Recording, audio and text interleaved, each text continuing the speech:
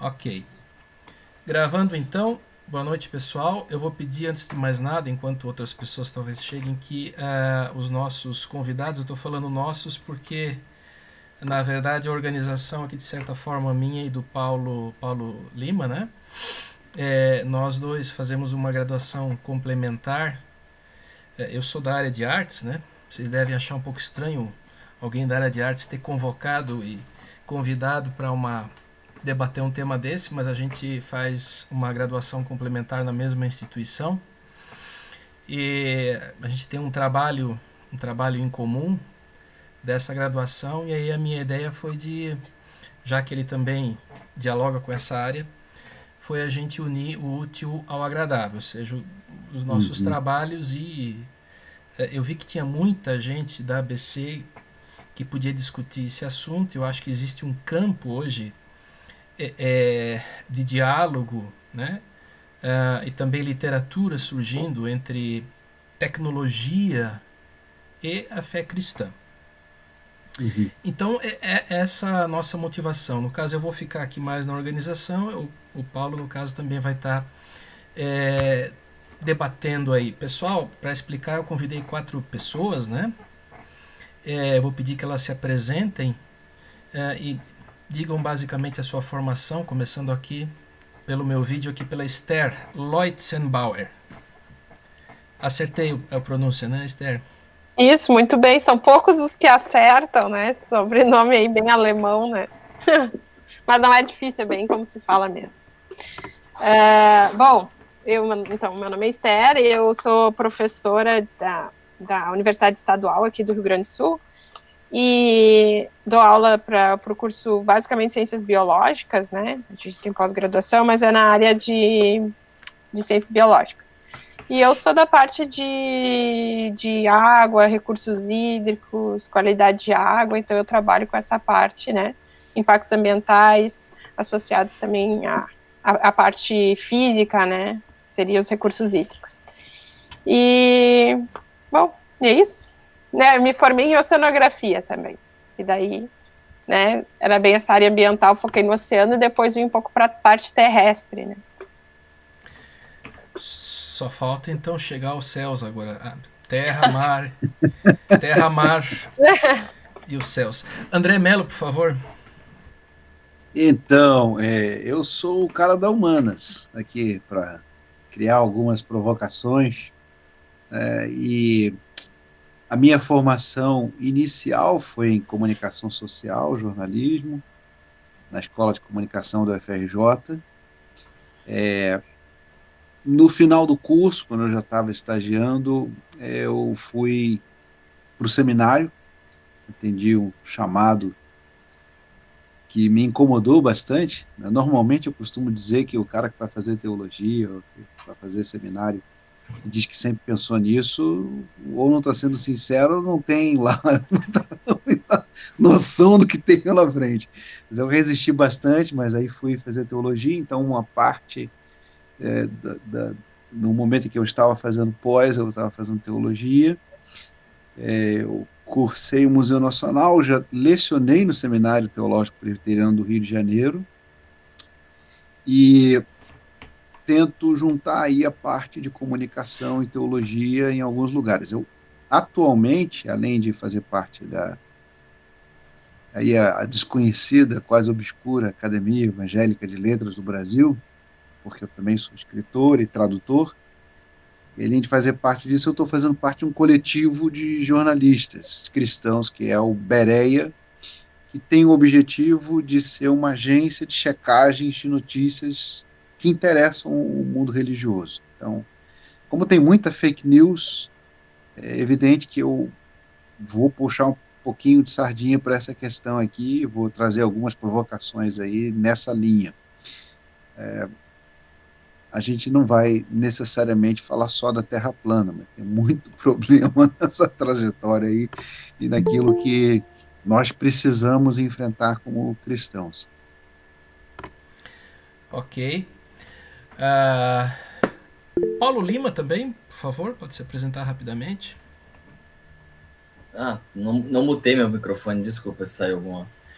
Ah, Bom, meu nome é Paulo Renato Lima, né? Eu trabalho aí com nível de pós-graduação, professor, há uns 6 anos de pós-graduação, principalmente na área ambiental, né? Fiz mestrado, agora doutorado em biotecnologia. Então, na verdade, minha vida foi uma vida empreendedora, mas como eu vi que no Brasil o sistema é feito para você quebrar, eu voltei para a área do conhecimento. A hora que estiver maduro, eu retorno para os negócios de novo. Então, por enquanto, a gente fica lá. E sou apaixonado pelas questões ambientais, e essa formação complementar que o Choma comentou é filosofia. Então eu pretendo aí colocar uma boa dose de filosofia no nosso debate, nossa conversa sobre o meio ambiente. Ok, então por fim o Nelber, por favor. Nelber, tá ouvindo? Estão me ouvindo, né? Sim, sim, agora sim. Pois boa noite a todos. Obrigado pela oportunidade de estar aqui com vocês, né? É uma alegria muito grande. Assim, uma honra mesmo, na verdade. Acho que tem muita gente bem melhor do que eu no ABC2 para representar a engenharia aqui nesse debate, mas é realmente um prazer mesmo estar aqui com vocês, né? Bom, eu sou Nelber Schmenis, professor da Universidade Federal do Piauí, há 6 anos. Antes de vir para cá, eu fui professor lá no UFC, em Fortaleza, em Sobral, daqui a 6 anos. Sou da engenharia elétrica, trabalho justamente na área de geração de energia. Geração de energia, smart grids, se chama de potência, que a gente chama, né? Uma grande área de sistema de potência. E estou começando a me aventurar na filosofia da tecnologia. Estou engatinhando nessa... Opa! Que bom. Engatinhando, né? Ok, gente. Dito isso, eu queria só rapidamente, enquanto outros entram aqui, fazer uma rápida contextualização e apresentar um pouquinho o que eu penso para a gente conversar. Eu pensei em 2 grandes blocos e depois mais um final, se conforme for o tempo, para abrir para os participantes, né? Eu me perdi. Uma coisinha, tá gravando, mas geralmente fica gravando ali.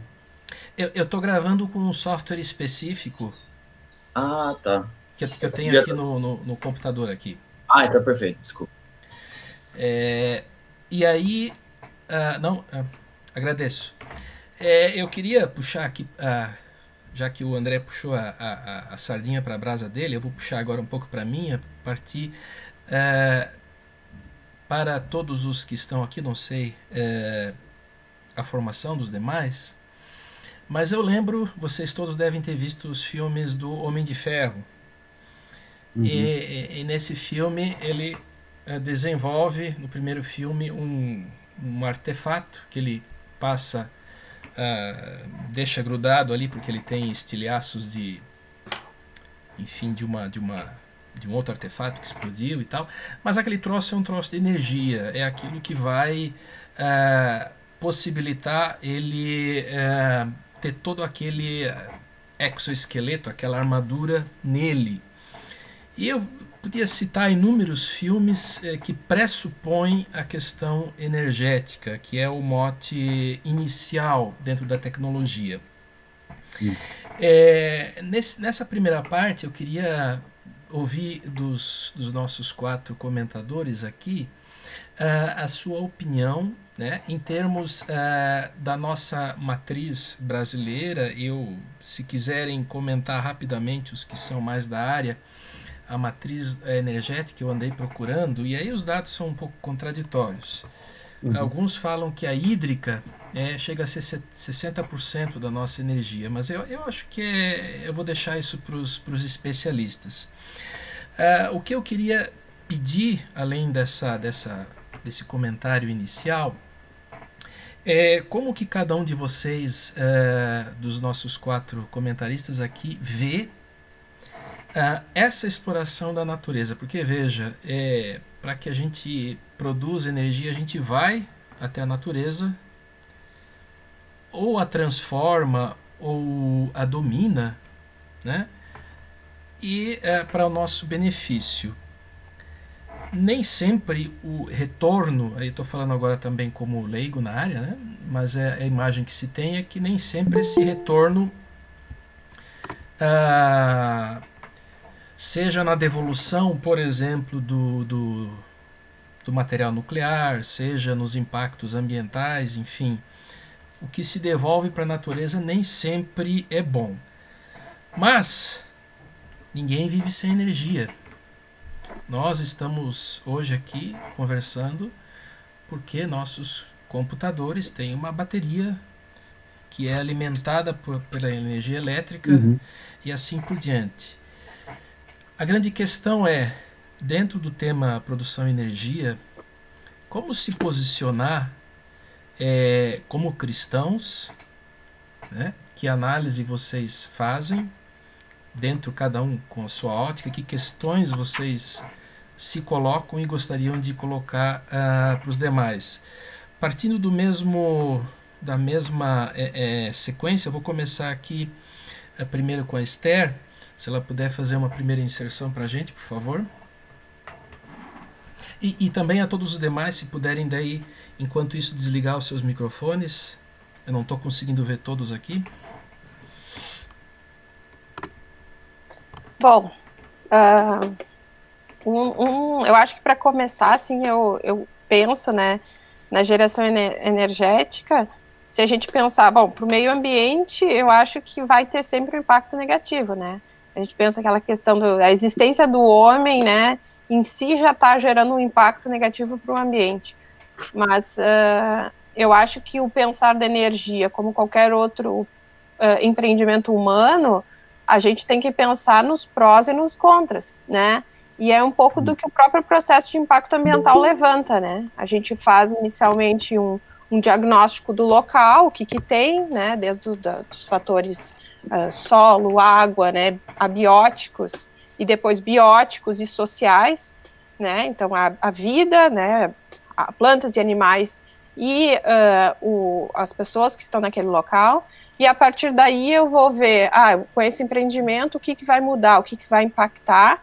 E aí eu vou ver, esse empreendimento realmente é necessário, ele vai trazer um benefício maior do que um malefício, e eu vou contornar esses impactos de alguma forma. E eu vejo que o nosso papel, na verdade, como cristão, diante dos empreendimentos e especificamente do setor elétrico, é isso, né? A gente tem esse posicionamento de cuidar da criação, né? Avaliar como um bem que Deus nos deu para cuidar e usar, né? Os dois, né? Não só usar, mas usar e guardar, e também o pensar nos outros, né? Nas outras pessoas que vão ser impactadas. E eu acho que muito dos empreendimentos muitas vezes esquecem, né? Desse todo. Eu acho que como cristãos, né? Partindo dessa premissa e da própria observância das leis, todas as leis e resoluções do CONAMA sobre impactos ambientais são muito bem feitas. A teoria é linda, né? O processo de licenciamento ambiental, ele, em todos os seus apontamentos, são muito, né? Não teria nenhum ponto assim a questionar do ponto de vista de ser falho para olhar pelo meio ambiente. Ele pode ser falho de ser demorado, de ser, né, enfim, mas ele é muito bom, só que muitas vezes a gente coloca, né, os interesses que estão por trás do empreendimento, eu acho que entra o egoísmo e a ganância, né, e aí tu vê como cristão, essa não deveria ser o nosso objetivo, né. Por que eu coloco a questão da ganância? Se não tivesse o amor ao dinheiro acima de tudo, talvez a gente iria fazer um empreendimento porque ele vai trazer um bem social. A gente precisa de energia, a energia desenvolve uma nação, a gente precisa, né, também dar mais empregos e melhorar a qualidade de vida das pessoas.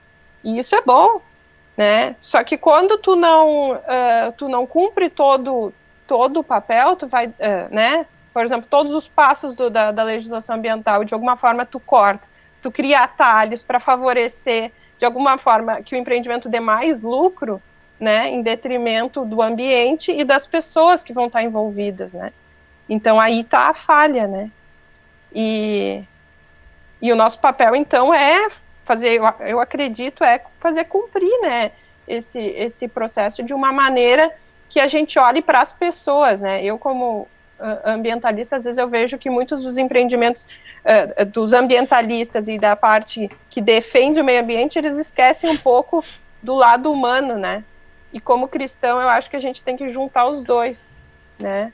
O observar o bem-estar da população, do contexto econômico também, né? A geração de empregos e também com o meio ambiente. Eu acho que é gerar um equilíbrio, né? E, Ok. enfim. Obrigado. Com as mesmas questões, pode ser o André? Pode ser.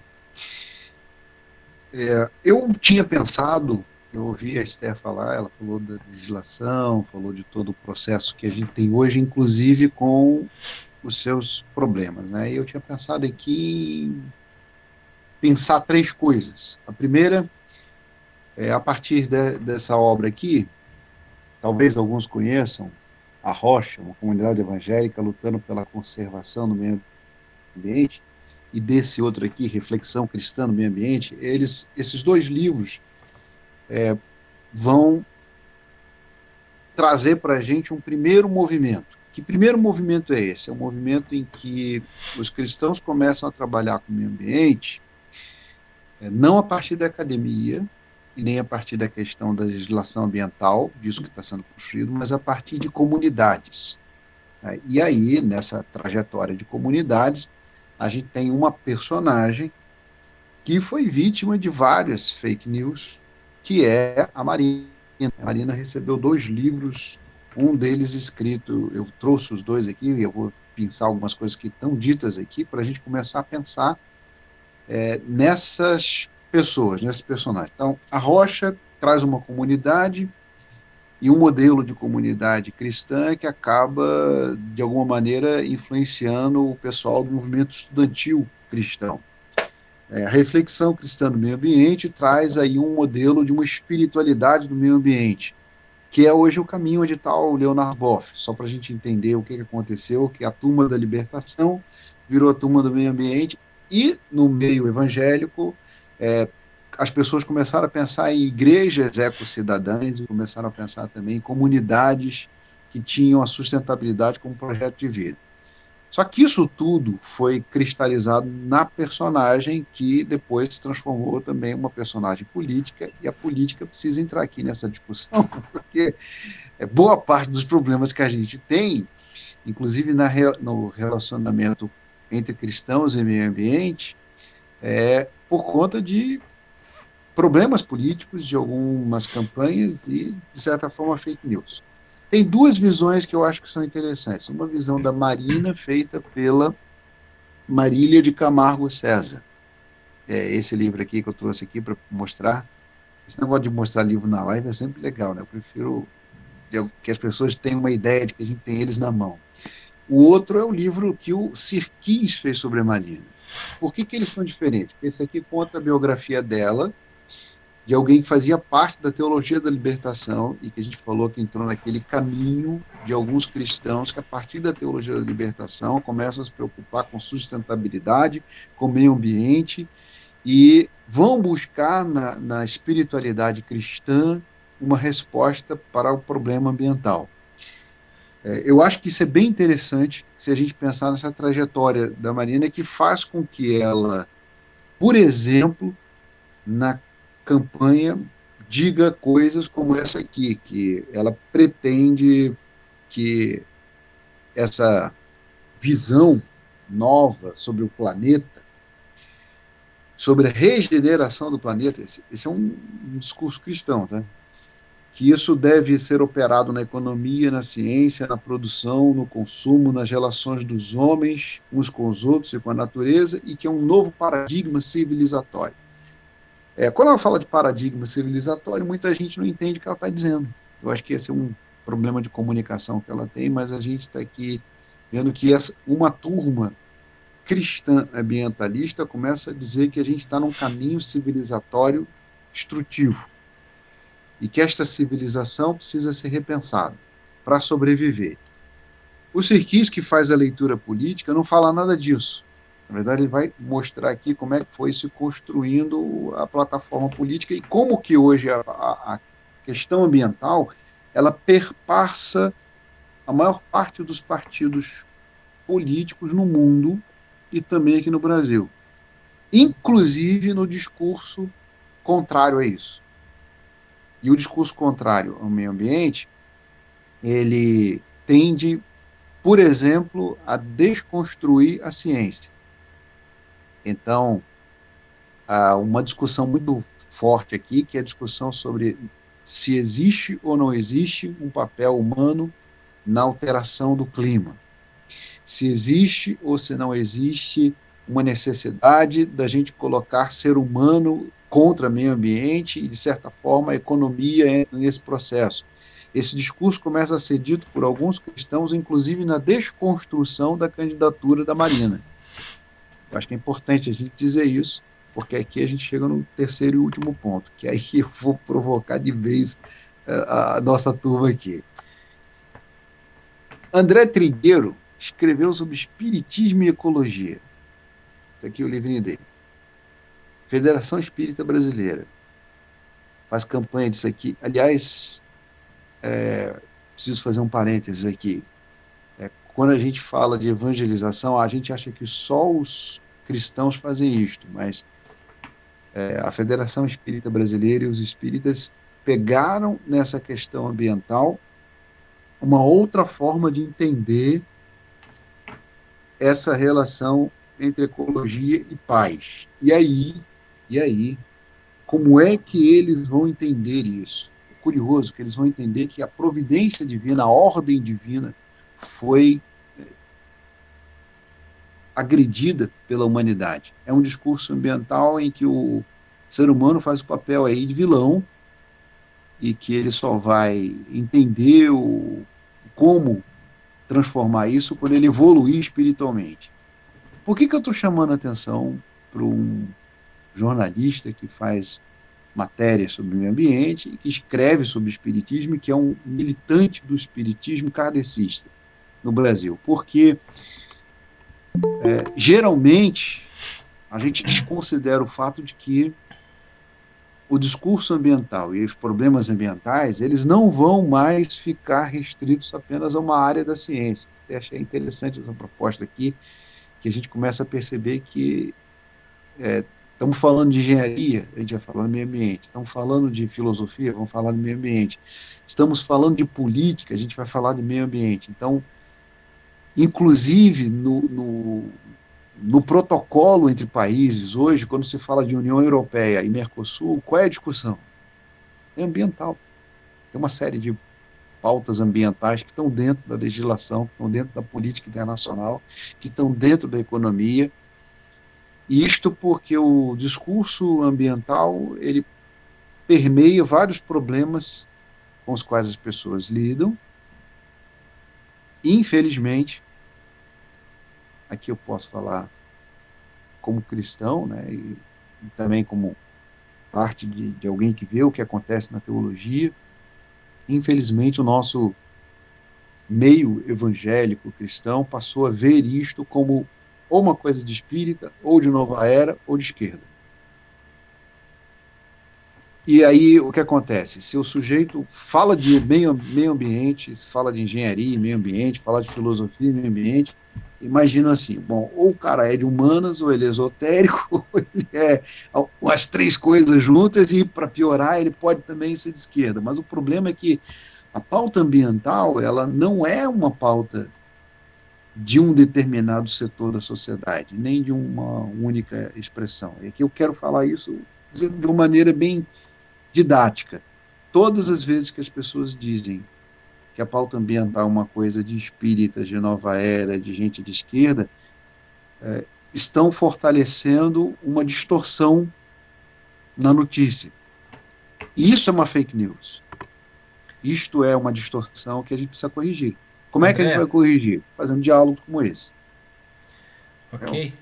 Me dá o toque aí que eu não estou vendo o tempo aqui não, viu? Isso, não, tô monitorando. Legal essa contribuição, acho que vai retroalimentando aqui o pensamento dos demais. Eu estou calculando mais ou menos quando chega a 7 minutos a fala, daí eu começo a dar uma policiada, tá? Para que todos tenham Beleza. o espaço aí de comentar. Por favor, Paulo. Vamos lá, 7 minutos vai ser um desafio. Eu vou tentar puxar o gancho do André. Eu sou engenheiro, sou cristão e conservador, então vai ser bem... é raro o joio. Vou tentar resumir assim, mas eu vou precisar fazer um panorama, Chamba, poder seguir uma linha de raciocínio para chegar onde a gente quer na questão da energia, que é na questão do movimento, mas precisa seguir um raciocínio lógico aqui para a gente ter base. Então, a primeira coisa que eu penso, né, quando eu vou falar desses assuntos para o pessoal que é mais voltado para a questão, né, do debate, filosofia, teologia e meio ambiente, que são raras as pessoas, a gente tem que começar a pensar que a gente divide o que Norman Geisler faz, né, o Norman Geisler, lá em Ética Cristã, ele divide a visão panteísta, a visão materialista, né, e a visão teísta de mundo, que é as únicas 3 formas cosmovisão de enxergar o meio ambiente.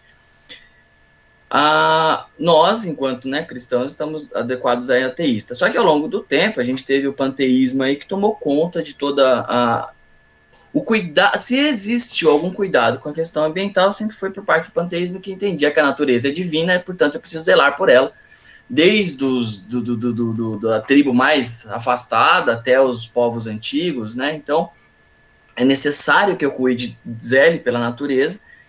E esse termo, para a gente, é muito importante, né? Depois eu vou falar de materialismo, para não entrar no anacronismo aqui. Não está ali, no sentido etimológico mesmo, se você for fazer uma exegese legal do texto de Gênesis 1:26, não é dominar no sentido de eu dominar um cachorro, de, né, acorrentá-lo e dar lá comida uma vez por dia. Não, é bem tratá-lo, né? Nesse sentido de zelo pela natureza. Então, quando eu comentei lá do projeto para filosofia que a gente tinha feito, esse é o caráter de zelar pela natureza, né? Então, o criar lá no Gênesis é o revelar-se de Deus. Então, esse revelar-se, que é o que Agostinho coloca ali, essa revelação, ela vai colocar o homem em busca de Deus, em busca do Logos, né? E é aquilo que depois, mais tarde, Calvino vai chamar de sensus divinitatis, né? Sensus divinitatis, que é a sensação de Deus, aquilo que parece que eu nasci para buscar a Deus. Então, o xamã lá do povo antigo, ele tinha necessidade de buscar pelo divino, de buscar por um Theos, alguma coisa nesse sentido, né? Então, por isso que o evangelho precisa ser pregado, né? Não vou entrar na questão do calvinismo e arminianismo, que daí eu vou entrar no molinismo, que é a minha fissura, mas eu queria partir para a questão de se eu me movo em relação a buscar a Deus, eu não estou parado. Então, o que eu quero fazer é um contraponto bem claro aqui, que eu quero deixar, entre o movimento, a ação, da inação, do não movimento, daquilo que é ausente. O ser humano, ele é intrinsecamente moldado a se movimentar, a estar, né, em estado perpétuo de energia, né? Eu não posso parar. O corpo humano já é assim biologicamente, né? A máquina que, se parada, não funciona bem. Isso daí tem a ver com o primeiro motor lá de Aristóteles, né? Que Deus é o ato puro, o resto tudo é movido. Então, tudo é movido a partir do primeiro motor, aquilo que é o ato puro lá de Tomás de Aquino. Então, a estática, ela não vai funcionar com as coisas de Deus, né? Então, o que Roger Scruton traz, e isso é muito legal, esse daqui é o meu filósofo central de pensamento, né, esse aqui é o meu manual para as aulas, quando a gente vai falar de conservadorismo, política e meio ambiente, quando não envolve questões cristãs diretamente, mas elas estão embutidas ali. Ele diz que todo esse debate do pessoal da esquerda, ou pessoal que trabalha com um ceticismo em torno do aquecimento global e questões semelhantes, é porque, ou tenta pensar, né, no sentido da escola de Frankfurt, aí um pouquinho de materialismo, eu preciso parar a economia, eu preciso parar o sistema, né? Como que se deu todo esse surgimento do contexto capitalista e política de novo, né? Que Max Weber vai falar ali, a ética cristã e o espírito do capitalismo, é isso, né? nasceu por meio de uma ascese cristã, então eu preciso reter bens, eu preciso zelar por esses bens e zelar pelas coisas naturais para que eu possa agradar a Deus. Então, em última instância, sempre esse zelo ele vai estar moldado a movimento em fazer alguma coisa, que daí a conotação consagração e santidade, santidade é que eu separo, consagração é aquilo que eu dou, aquilo que eu faço, aquilo que eu produzo. Então, isso daí significa, em meio ambiente, em termos, né, traduzindo aqui, seria impacto ambiental positivo. O que a gente tem? O impacto ambiental negativo. Aí é o que Agostinho vai dizer ali, né? O problema é a paixão desenfreada. Daí depois Anselmo, lá no século XII, vai dizer, né, puxando lá o século IV do Agostinho, vai dizer que é um querer desordenado, um querer que não quer a vontade, aquilo que Deus quer. Então eu preciso encontrar alternativas, né? E aí o Roger Scruton vai dizer ali, o que aconteceu nesse meio todo? A gente perdeu o senso de patriotismo, deixou de lado a oikofilia, que seria o amor pelo lar, o amor pela pátria, o amor pelo aquilo que é o meu local, onde eu habito, né? E amo alguma coisa abstrata. Aí, Edis Milarelli, em Direito do Meio Ambiente, ele vai separar esses termos em latim como res communio hominum e res nullius, né? Res pública, coisa pública. Então, res nullio é a coisa de ninguém. Res communio hominum é aquela coisa que é comum a todas as pessoas. Então, quando aquela coisa não é de ninguém, aquele patrimônio pode ser depredado, pode ser degradado, pode ser impactado negativamente. Agora, quando aquilo é meu, ou seja, mangue ali é meu, de minha propriedade, eu participo, aquela praça, eu pago na meu PTU lá, então está escrito, tem uma taxa ali que aquilo é da minha propriedade, eu preciso zelar, olha o termo de novo, por aquele ambiente que é meu, é o local. Daí Roger Scruton vai tentar resgatar o direito consuetudinário. O que é o direito consuetudinário no seu sentido mais belo, né? É aquele que, bom, já que isso funcionou para minha rua, eu amplio para o bairro. Já que o bairro funcionou, sei lá, dessa forma que a gente está separando os resíduos, vai virar um decreto municipal, porque um vereador vai falar alguma coisa, que depois vira uma lei municipal, que daí Maringá já é vista com bons olhos, outras cidades copiam, viram a lei estadual, assim que foi construída toda a Constituição dos Estados Unidos. Por isso que teve 17 alterações, enquanto a gente teve a década de 88 para cá, mais de 80. Por quê? Porque ela foi baseada de baixo para cima, não de cima para baixo. O Estado impondo, devendo, você deve fazer isso, isso, isso. Então, por isso que é o que a Esther comentou. De fato, a nossa legislação ambiental é a maior, a melhor, a mais bem moldada, construída e completa legislação ambiental do mundo. A nossa, principalmente lá no artigo 225, você for analisar etimologicamente a hermenêutica jurídica ali, ela é completíssima, ela é maravilhosa. Né? Lá na graduação de engenharia, a gente teve um ano inteiro de direito ambiental e a gente ficou 2 meses só na Constituição Federal falando de meio ambiente. Então tem muita coisa para se trabalhar ali. Então o que eu quero dizer com tudo isso é, bom, eu estou envolvido com aquilo que eu faço para Deus, então eu preciso destruir. Daí tem uma frase que eu gosto, né? Destruir o destrutivo é construtivo, né? Então eu preciso fazer com que aquilo que está fazendo mal a gente tire do obstáculo e impacte positivamente, em termos práticos, né? Eu tinha um projeto voltado para pirólise catalítica no meio ambiente, que é trazer o conceito, né, waste to energy, né? Eu acho que o Nelber deve conhecer bem isso. Esse waste to energy é transformar o resíduo, esse é o sonho de consumo de qualquer tipo de tecnologia. O coprocessamento está fazendo isso, aterro, incinerador. Eu preciso transformar aquela energia, aquele resíduo em energia. Então eu pego um resíduo que tem um poder calorífico alto, por exemplo, 2.750 quilocalorias lá de um composto de mix de sólidos contaminados com hidrocarbonetos, e faz uma blendagem desse resíduo e faz com que ele vire energia. Então, tudo aquilo... Então, o exemplo que eu dou para os alunos é o pai de família. O cara está atrasado para ir para a reunião, que agora não vai ter mais problemas, né? Agora com a mudança do Covid. Mas o cara está atrasado para ir na reunião ou entrar no trabalho. Ele não vai pegar a bicicleta dele, deixar o filho dele na escola e chegar todo suado com a camisa. Ele vai ligar o ar-condicionado dele no talo, vai gastar combustível fóssil e vai de qualquer jeito para a reunião. Não adianta você oferecer para ele só uma politização, consciência ambiental. Você precisa oferecer um produto igual ou superior em tecnologia.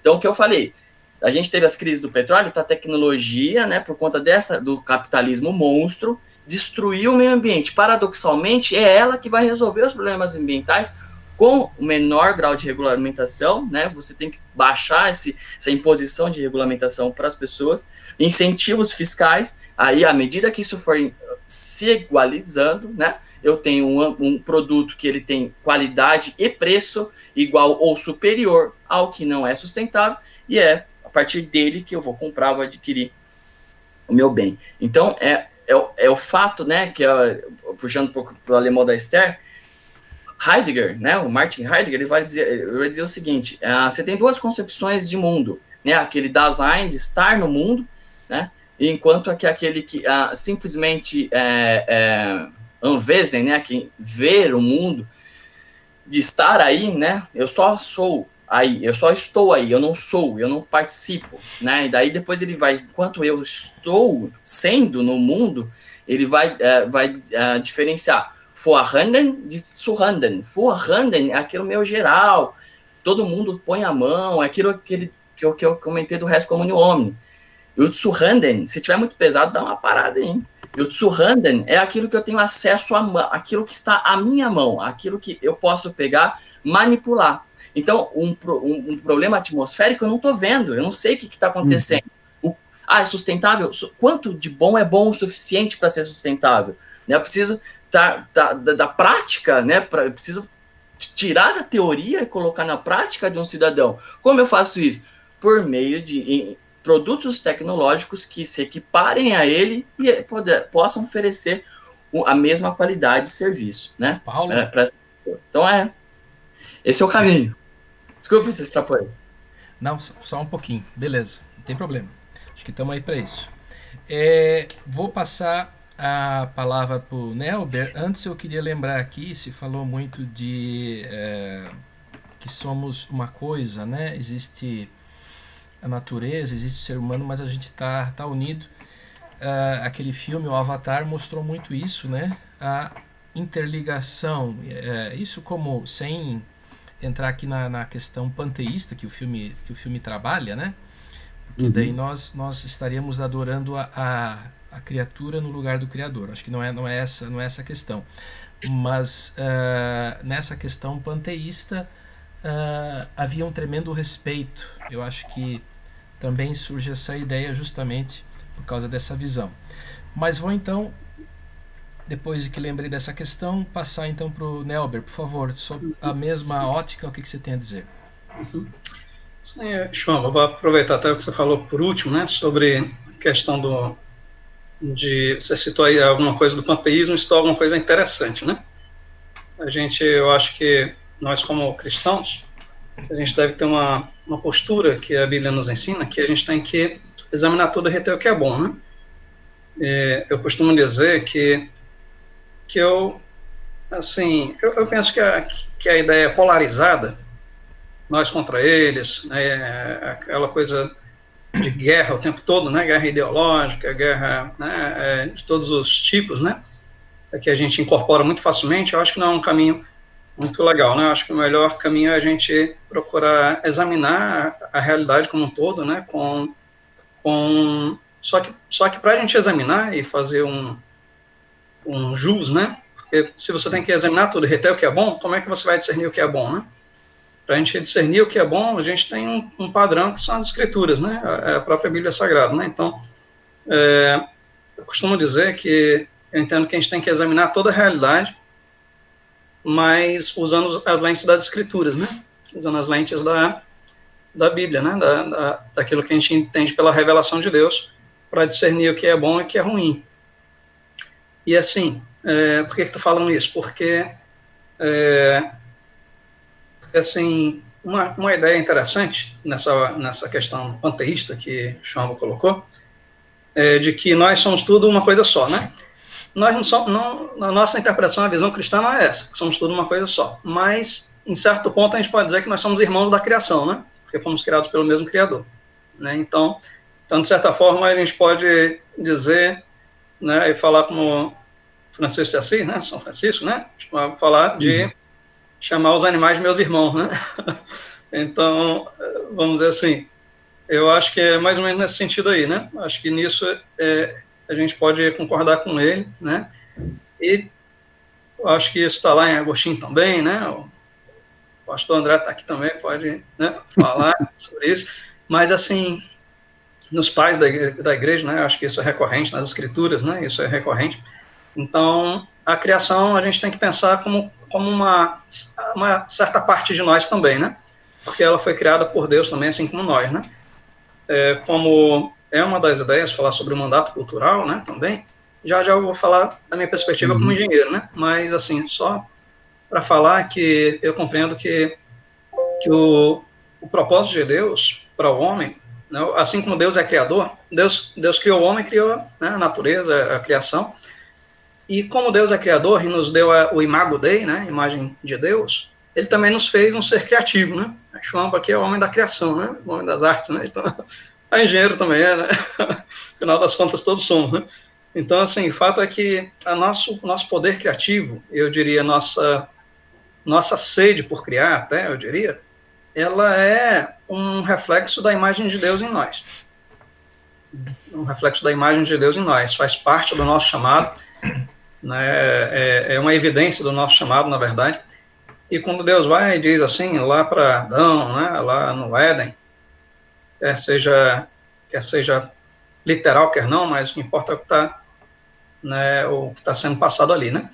Então, quando ele fala, né, para dominar a natureza e sujeitá-la, às vezes eu acho que em alguma época, né, outras épocas da história, até hoje mesmo ainda muito, acho que muitos cristãos interpretam isso como sendo dominar, sujeitar, no sentido de explorar mesmo, né? Só que eu entendo pelas escrituras, eu não entendo de hebraico, nada disso, mas até queria ter pesquisado um pouquinho, né, mas não deu tempo.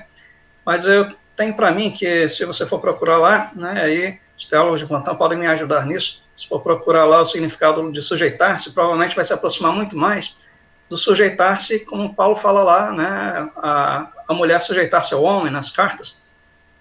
Aquela sujeição não é no sentido de humilhação, né? Do mesmo modo, quando eu penso que quando Deus diz ao homem que deve sujeitar, né, a criação, que deve dominar sobre a criação, não é no sentido de humilhar, no sentido de explorar, de fazer mal, mas de zelar. Zelar, né? Essa é a melhor palavra, realmente. Zelar pela criação, cuidar dela, né? Só que, para cuidar da criação, zelar por ela, isso, eu penso que talvez remonte também a gente trabalhar nela, nós mexermos com ela. Acho que eu entendo que Deus nos deu um poder criativo também para continuar, até certo ponto, não sei se isso é heresia, meu. Sou engenheiro, né? Mas a impressão, para mim, é que o nosso poder de criativo é uma forma de continuar a criação do próprio Deus, né? Deus criou a natureza bruta, da forma como nós conhecemos, e fantástica, maravilhosa, e nos deu o poder de continuar a criação dele, né? De modelar a criação dele, de fazer uso, né, da criação dele. Eu lembro John Walton falando a respeito de que o bara, né, que seria o verbo para criar, lá no Gênesis, né, o bara teria um significado de atribuir função também, finalidade, ou seja, de fazer algo útil, tornar algo útil, não é simplesmente criar, né, não pode ser tomado só como criar do nada, mas também pegar algo que existe e transformar para tornar-se útil. Nesse sentido, eu entendo que quem trabalha com tecnologia, e nós, engenheiros, né, mas todos os demais também, todo ser humano, tem um certo poder de fazer bara, né, um certo poder de usar aquilo que Deus já nos deu, material bruto, para transformar em algo útil. Agora, a questão toda é essa: o que é algo útil? Essa que eu acho que é a pergunta central, que eu acho que nós, como cristãos, devemos buscar e compreender. O que é útil? O que é realmente útil? Útil no sentido bom da palavra, no sentido que glorifica a Deus, no sentido que é útil aos olhos de Deus, no sentido que serve ao homem, serve à humanidade, no melhor, no significado mais profundo mesmo, porque muitos utilizam a ideia do útil de um ponto de vista idólatra também, tecnicista, né? Que é aquilo que a gente chama de utilitarismo, né? Ou seja, eu faço uso de tudo que eu posso, inclusive das pessoas, inclusive dos relacionamentos. Eu faço uso de tudo que eu posso para satisfazer minhas vontades, né? Minhas necessidades, minhas vontades. E isso é uma visão utilitarista, uma visão idólatra, uma visão, vamos dizer, egocêntrica, uma visão do homem que cai mesmo, né? A visão da queda, né? Do homem caído. Então, eu acredito que nós, como cristãos, a nossa busca deve ser, o máximo possível, encontrar diante dos olhos de Deus o que é realmente útil para fazer e desenvolver tecnologia. Porque senão nós vamos estar presos. Nós também fomos afetados pela queda. Somos cristãos, mas fomos afetados pela queda. Nós também não temos uma visão tão clara sobre o que é útil. Mas nós temos o padrão para analisar isso, são as escrituras, né? E não que a Bíblia vai me dizer assim, construa uma hidrelétrica, ou então construa uma usina eólica, né? Mas aí vem o que eu estou começando a estudar, engatinhando, por isso que eu disse que teria muita gente na ABC2, muito melhor que eu para falar sobre isso, né? Mas pode ser uma outra ocasião, né? Mas estou começando a estudar a aplicação da filosofia do Doiberg, né? Ali pelo livro do Verkerk, né? Do Egbert Schirmer, né? Também falando justamente sobre isso, né? Sobre essa visão da aplicação dos princípios, né, do cristianismo, né, dos princípios da visão cristã no desenvolvimento de tecnologia.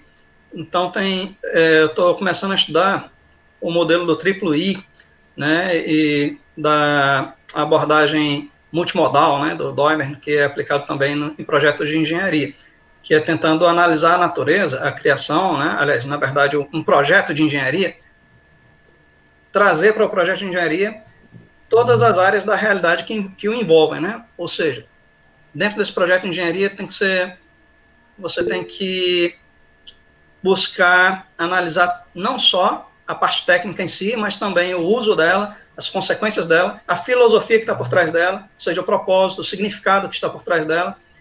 E, então, isso, né? Já tem escritores que estão falando a respeito disso, dando um padrão, um parâmetro, sobre como você pode analisar um projeto tecnológico, por exemplo, à luz da fé cristã também, entendeu? Então já existe isso de forma sistematizada e crescente, né? E as discussões crescendo, eu acho que é isso que a gente tem que fazer. Tentar responder o que é útil, o que é realmente necessário. Aí trazendo um pouquinho para a minha aplicação aqui na engenharia, falando da geração, eu tenho que dizer o seguinte, quando a gente olha as curvas de demanda de energia em todo mundo, são ascendentes, em todo mundo. Uhum. São muito ascendentes. Por quê? Primeiro, por duas coisas principais. A primeira, a população tem crescido, principalmente no hemisfério sul, que é onde existe menos potência instalada, menos energia disponível. E a população cresce. E é também a população mais pobre, coincidência ou não. Mas outra questão é a disponibilidade de energia, né? Que quanto mais energia disponível, mais riqueza. E vice-versa. Quanto mais riqueza, mais energia disponível. Uma coisa alimenta a outra. É fato que nós temos muita pobreza. Eu tive no continente africano 2 vezes, né? E nessas ocasiões eu tive a oportunidade de ver realmente se aqui o negócio é ruim, imagina lá, entendeu? E, coincidência ou não, a África é o continente mais escuro do mundo. Né? Se você pegar a imagem de satélite durante a noite, né? Como existem na internet, vocês podem procurar, e montar o mapa mundi, você vai ver que a África é um imenso escuro. Enquanto você vai para o hemisfério norte, Europa, né, América, Estados Unidos, né, um pouquinho ali para China também, para o Oriente, para Japão, você vai ver muita luz, né, muitos pontinhos luminosos. Então, eles têm muita energia, eles consomem muito, nós estamos crescendo muito em consumo, crescendo muito também em produção, precisamos crescer mais em produção para atender essa demanda, né? E estamos em processo de enriquecimento, certo? Então, as duas coisas estão conectadas. A questão é, o que realmente mais... Bom, a gente falou, a população está crescendo. Outra questão é dependência tecnológica, dependência energética. Estamos nos tornando cada vez mais dependentes de energia e dependentes de tecnologia. Então, até que ponto isso é bom e até que ponto isso é ruim? Até que ponto, eu agora falo como um dilema meu como engenheiro. e é um dilema da agora, deste momento, que tem até me levado a questionar sobre rumos do meu doutorado. Mas nós estamos trabalhando para... Eu sou da área de geração de energia, então nós estamos trabalhando para tentar ao máximo produzir mais energia. Mas para quê? Com que finalidade? O que estamos fazendo é de fato bom? O que estamos fazendo é de fato tá tomando rumos bons? Porque, por exemplo, eu estudando Smart Grids. Smart Grid não vai ser aplicado na África, vai ser aplicado nos países ricos. Mas os países ricos, a demanda de energia deles, né, e aqui não estou eu não estou com um discurso socialista, não, por favor, estou falando, tentando analisar no ponto de vista cristão mesmo. Assim, a necessidade dos países ricos de energia hoje é realmente uma necessidade? Entendem? Quero dizer? Ou estamos cruzando a linha e chegando ao ponto do luxo, né? Nelber? Sim, à vontade. A gente pode continuar depois. Vou aproveitar esses teus questionamentos e eu acho que a gente pode passar para um segundo bloco. Eu creio que houve uma espécie de consenso entre duas grandes forças que foram apontadas. O zelar, a partir do Imago Dei, né, que alguns falaram. Essa coisa da imagem de Deus tem a ver muito também com alguns estudiosos relembram que alguns reis botam suas imagens em lugares onde eles não estão, como uma representação também do governo deles naquele lugar. E nós somos imagem de Deus, de certa forma nós, os seres humanos, são esses representantes de Deus nessa nossa criação. E por outro lado, também a partir do crescei-vos, multiplicai-vos, do que foi colocado de dominar a natureza, nós temos outra grande força, que é o criar. Então a minha pergunta para esse segundo bloco seria: vamos pensar agora em casos concretos, né? Eu sou muito limitado, mas eu creio que vocês podem ajudar nesse debate. Mas quando eu vejo toda o cinema, eu analiso muito isso, os filmes de ficção, né? Essa questão de arte imitar a vida, ou vida imitar a arte, enfim, eu vejo que muito se tem falado já em viver fora da Terra. E aí o Alexandre, que é da física e da cosmologia, poderia mostrar as reais possibilidades disso, mas independentemente dessa real possibilidade, se a gente parar para pensar, cara, nós já estamos pensando em viver em Marte, é isso? Como assim? Né? Que pensamentos nos passam pela cabeça? Eu olho aqueles... só se conseguirem plantar árvore lá, né? Porque é muito feio aquilo lá, a Terra é maravilhosa. Então a minha pergunta para vocês como hoje vocês que são da área percebem, aí trazendo a questão do Belo Monte que eu propus, né? Que é uma paradigmática, mas em contraposição com outros diversos casos menores. Não sei se alguém aqui do Sul conhece o caso nosso aqui de Salto Pilão, aqui em Santa Catarina, que é o mais local. Pensando em casos concretos, como nós estamos criando e zelando? Porque, veja, nós temos 3 poderes, né? E vários de vocês apontaram que, por exemplo, o aspecto legal, a Esther colocou, nós temos uma legislação bacana, né? Mas vários de vocês disseram, estamos trocando oikofilia, foi a palavra do Paulo, eu colocaria aqui a economia, né? Oikos é a mesma origem dessa palavra. E nisso há um aspecto negativo, ou seja, parece que todos estamos concordando, né? Que nesses 2 grandes polos, zelar e criar ao mesmo tempo, existe um aspecto negativo. Que poder está falhando? O que tem feito? É o executivo? É o legislativo? É o judiciário? É o quarto poder, a mídia? Ou é a cidadania? Como nós, na prática, em exemplos concretos que vocês percebem, estamos, enquanto humanidade, lidando com isso? Difícil a generalização, vocês podem apontar casos diversos, mas esse seria o mote para essa segunda rodada de comentários. Eu vou Eu acho que eu vou inverter aqui. O André já está sorrindo aqui, vou deixar ele começar dessa vez. Não, é porque você falou do Belo Monte e eu trouxe lá no primeiro bloco a Marina para o debate de propósito. A saída dela tem muito do governo do PT, tem muito a ver com o embate entre Dilma e Marina por causa de Belo Monte. André, só um instantinho. E se agora quiserem inserir realmente visões pessoais, eu acho que não há problema da gente Pois é. se posicionar. Acho que a Não, divergência faz parte, eu né? trouxe ela de propósito exatamente porque tem uma questão importante para nós aqui, e aí eu vou falar nós como cristãos.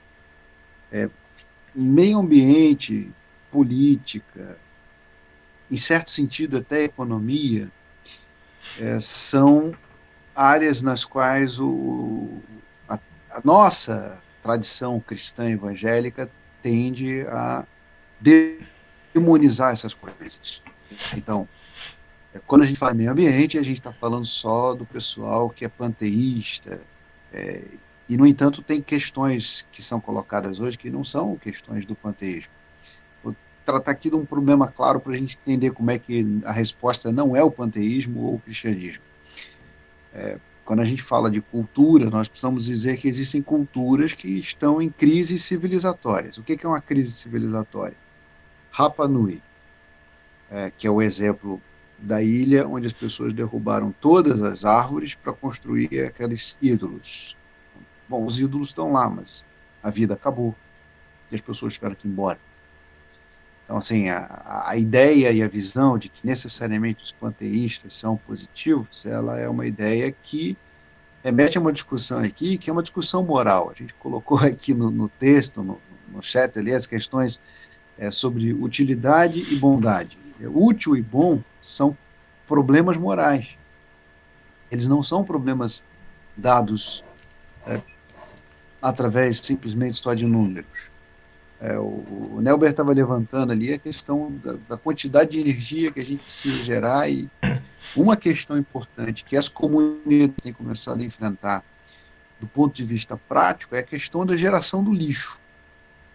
A gente produz muita coisa inútil, a gente produz muita destruição, muitas vezes sem necessidade. Um exemplo é o impacto que a pandemia trouxe para o meio ambiente, no sentido de poluição do ar, de poluição no meio ambiente, mas também no sentido negativo na produção cada vez maior de lixo. Eu não sei como é que é a experiência de vocês, mas a gente produz por dia o que, num passado recente, há 50 anos atrás, as pessoas produziam por semana, em termos de lixo de uma casa. E o que é pior, cada vez mais é um lixo reciclável, produto da indústria. Então, tem alguma coisa que a gente precisa pensar em termos práticos. Agora, Belo Monte é paradigmático nesse discurso, porque mostra também até onde que uma posição política, economicista, pode também ser negativa. No sentido de que não se leva em conta a comunidade toda do entorno, e aí o Estado determina, como várias vezes determinou, que nesse lugar aqui agora vai ter uma usina hidrelétrica. Bom, as comunidades, elas não são ouvidas, elas não são incluídas, elas não são pensadas. Na verdade, nós temos essa tradição, que é uma tradição, quando a gente fala do útil, o utilitário ali, na verdade, acaba sendo um utilitário autoritário. Eu vou fazer porque eu quero. E essa discussão é uma discussão política, é uma discussão moral. E esse é um campo que a igreja e os cientistas cristãos precisam entrar. Quer dizer, até onde as nossas questões, as nossas decisões, elas têm efeitos morais. Então, dizendo de uma maneira mais simples, e por isso eu provoquei aqui com o livro do cidadão lá falando do espiritismo. Como é a abordagem dos espíritas kardecistas em relação ao meio ambiente? Eles cuidam dos animais porque eles estão fazendo as boas obras. Parece um negócio simples, mas se você for em qualquer dessas organizações que cuidam de animais abandonados, você vai encontrar poucos cristãos. Isso é chocante para mim. Mais chocante ainda a gente perceber que outros grupos com um discurso moral vão se apropriar do discurso que deveria ser esse discurso do zelo, do cuidado da criação, mas não só do zelo e do cuidado da criação, mas do conhecimento da criação. É uma coisa que a gente não pensou aqui. E eu acho que aqui a gente pode já chamar o Paulo ali para a réplica, ele está falando, mas eu acho que a discussão está aí. As pessoas, um grupo panteísta, um grupo de esquerda, às vezes toma discursos morais, ou um grupo de direita, e a política ela tem que ser ocupada pelos cristãos, e os cristãos normalmente, quando pensam na política, eles pensam apenas que a política é o lugar do demônio. Os cristãos não podem estar lá. Na verdade, isso está cada vez mais forte, né? As pessoas pensam assim, não, a comunidade não pode se organizar, a comunidade não pode exigir, nós não temos nada para falar em relação à questão do lixo, temos, as nossas comunidades têm, as nossas igrejas têm, tem como, eu citei ali a Rocha, porque o pessoal começou a pensar isto, mas tem igrejas ecocidadãs, onde a igreja é o local onde as pessoas vão dar o destino correto para as baterias, para os equipamentos velhos, para criar um processo de reciclagem daquilo que a gente está usando.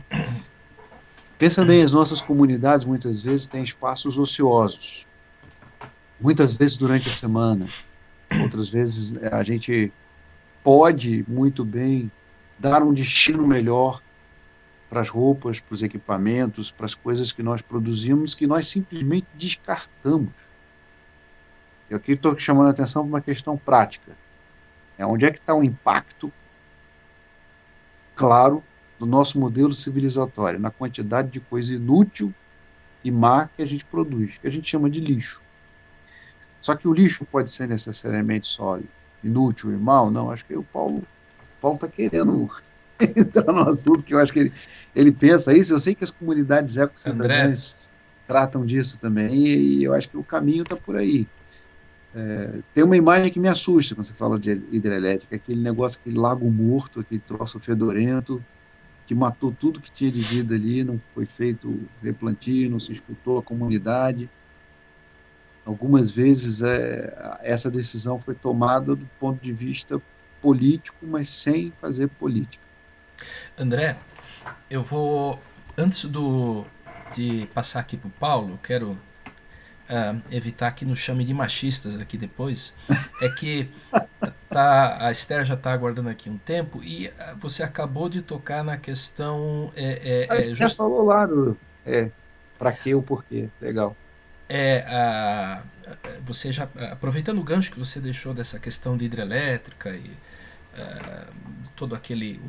o lago que se forma e tal, eu vou abrir para ela, mas antes eu queria só fazer uma solicitação, se cada um pudesse colocar o nome do livro e o autor aqui no chat, para depois a gente, enquanto não está falando, se pudesse deixar essa literatura, porque eu acho que outras pessoas podem querer ler esses materiais, né? Então, se puderem, só colocar o nome do livro e autor, não precisa ser uma referência acadêmica, tá? Então, Esther, eu também, como você falou pouco antes, queria ceder que você pudesse se alongar um pouquinho e depois eu passo para o Paulo, então, por favor. Obrigada, então.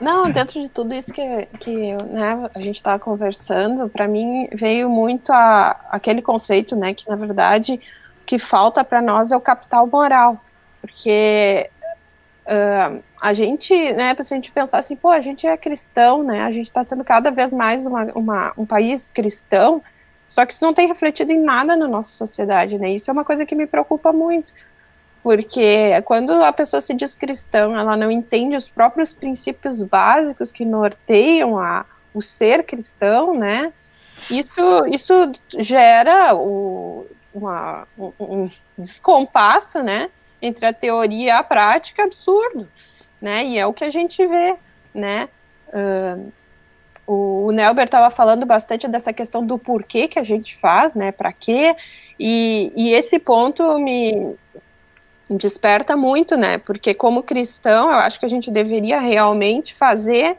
para a glória de Deus, né? Eu acho que assim, né? Aquela coisa tudo é para a glória de Deus. E a gente está construindo, né? Está fazendo um link com Belo Monte. Será que Belo Monte foi para a glória de Deus, né? De alguma forma? É evidente, né? Quando a gente começa a olhar os resultados do efeito da construção daquela usina, que realmente não escutou as comunidades. E além de não escutar, né? Aquilo ali é um ato de violência muito sério, né? Legitimado pelo governo de uma maneira, né? E nem ao mínimo, então, respeitar o processo de licenciamento ambiental, identificar assim, tá, vai ser impactado, eles não vão ter água, o rio vai secar, eles não vão ter peixes para comer, então a gente vai ter que realocar essas comunidades, essas aldeias indígenas para outro lugar, né? Sim, precisamos de energia, mas a gente precisa, de alguma forma, né, tem que ter uma preocupação aqui. Não pode desconsiderar, e aqui a questão ambiental está diretamente associada ao social, que até eu não sei o que é pior, né? No caso de Belo Monte, lá, se a gente comparar os impactos aos indígenas e aos ecossistemas que nem se conhecem, né? As espécies que a gente não tem nem ideia de que existe lá e que a gente nem vai saber, porque de repente elas não vão existir mais. Então, realmente, é uma questão de a gente refletir. Eu me pergunto muito qual é o nosso papel como cristão e onde é que a gente poderia entrar, né? Eu, por exemplo, na minha igreja, eu sinto muita dificuldade de falar sobre isso, sabe? Às vezes as pessoas eu sou daquelas meio, né, tenho composteira em casa, e aí reciclagem de lixo, e nos encontros da igreja eu levo tudo muito a sério, só que eu tenho uma dificuldade tremenda de passar isso para a igreja. A gente aqui no meio, na ABC2, fala e é escutado, mas e como a gente vai passar isso para a igreja? Eu não sei, eu estou tentando encontrar, né? Em pequenas coisas eu tento, assim, mas parece que tu tá nadando contra a maré dentro da igreja, sabe? E eu sempre procuro tento ter uma ideia mais prática, né? Não ficar só na teoria, mas como a gente vai explicar tudo isso, né? Quando as pessoas dentro da igreja muitas vezes acabam pensando assim, não, a gente precisa de emprego, a gente precisa cuidar das pessoas, então a gente precisa de energia para ter uma indústria para gerar emprego. Não, mas peraí, né? Será que a gente não consegue fazer de um outro jeito? As pessoas, por exemplo, no caso lá de Belo Monte, aquelas aldeias indígenas, antes elas pescavam e tinham comida. Hoje elas vão ter que conseguir um emprego para poder comprar comida, que antes elas não compravam, né? Então, é uma questão que a gente tem que colocar, né? Esther, aliás, teu nome é bíblico também, né? Mostrando o papel forte das mulheres. Eu queria continuar só aproveitando que tu está sendo mais breve nas tuas colocações, mas eu queria ainda continuar contigo te perguntando uma coisa. Eu fiquei em dúvida sobre a questão... Desculpa, Paulo. Rapidinho. Sobre a nossa matriz energética brasileira e os caminhos que nós temos seguido. Você consegue nos dar essa informação melhor? A energia advinda do represamento da água, ela é a nossa maior fonte energética, e o nosso governo, os últimos governos, é realmente somente candidatos ou políticos como a Marina que tem apontado para um novo paradigma? De que forma você vê o caminho do teu conhecimento, né, que o Brasil tem caminhado, Esther? Como é que tu vês isso? Bom, eu não sei se o Nelber ali, que é da energia, pode saber um pouco mais do que eu, mas o que eu vejo é que a gente investiu muito em energias hidroelétricas, especialmente no sul e sudeste. De alguma forma, a gente saturou os nossos rios, né? Então a gente não teria mais muito para onde fugir, para onde buscar mais fontes renováveis, né? Porque a energia hidroelétrica é renovável, e se a gente comparar com a térmica, ela vai ter menos emissões, né? Bom, que também seria um tanto complexo, porque tem quem defenda que não é a energia mais limpa, né? Eu acredito que é uma das fontes que gera, se a gente for fazer um comparativo de quantidade, né? é muito mais energia do que uma eólica, né? A gente vai botar aerogerador por quantos mil aerogeradores para dar uma Belo Monte? Então, é uma conta que não adianta, a gente tem que, para mim, a solução é no mix, né? Na diversidade da matriz, e tentar usar o mínimo de térmica possível. Mas dentro do que a gente pode, né, eu acho que o governo tem evoluído positivamente, eu acho, na questão da matriz energética, tentando, né, dar um incentivo aí nas renováveis, né, especialmente eu tenho visto grandes incentivos com eólica. Aqui no sul a gente tem bastante eólica e tem crescido bastante, né, esse tipo de energia.